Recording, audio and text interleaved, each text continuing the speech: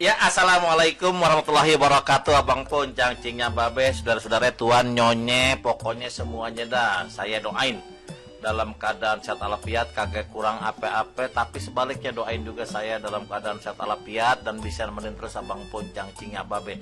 Dari sini, dari rumahnya Bang Aji, salah seorang pengurus lembaga Kebudayaan Betawi yang concern banget, yang demen banget sama televisi. Kita kalau nonton TV inget sama Jepang, inget sama Eropa. Kalau ini orang Betawi, orang Reblong nih, bisa ciptain TV, kebanggaan buat kita semua. Saya cuma mau pesen nih sama Abang Poncang, Cingnya Babe yang suka pantun pada. Nah, yang namanya pantun itu Abang Poncang, Cingnya Babe terdiri dari 4 baris. Baris ke-1, kedua di namanya sampiran, baris ketiga, keempat yang namanya isi. Jadi kalau ada orang ngomong begini nih, otak-otak ikan tenggiri, palanya botak nggak tahu diri, itu bukan pantun.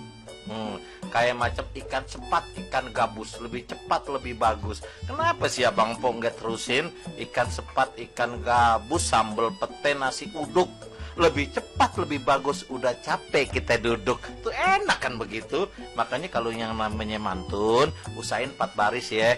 Dan yang paling penting, kalau yang namanya pengen buat pantun, pengen belajar pantun, ulang-ulang terus, jangan sampai bosen. Ingat, buat isinya dulu, baru sampirannya. Jadi kalau mau buat pantun nih Abang Po, terutama adik-adik orang Betawi, yang masih belajar, cari isinya dulu. Kayak baju merah siapa namanya, boleh kagak abang kenalan. Nah lo cari tuh sampirannya apaan tuh. Umpamanya merah banyak cinenya, di Tanah Abang pada jualan baju merah siapa namanya, boleh kagak abang kenalan tuh. Jadi kalau kita udah tujuannya dulunya kita buat Abang Poncangnya, baru kita cari sampirannya. Dan ingat, yang paling penting, tulis dulu. Tulis di kertas, ulang-ulang. Kalau salah, ulang terus, jangan sampai bosan. Yang namanya orang belajar ya, jangan sampai bosan. Orang salahin, alhamdulillah, itu koreksi buat diri kita.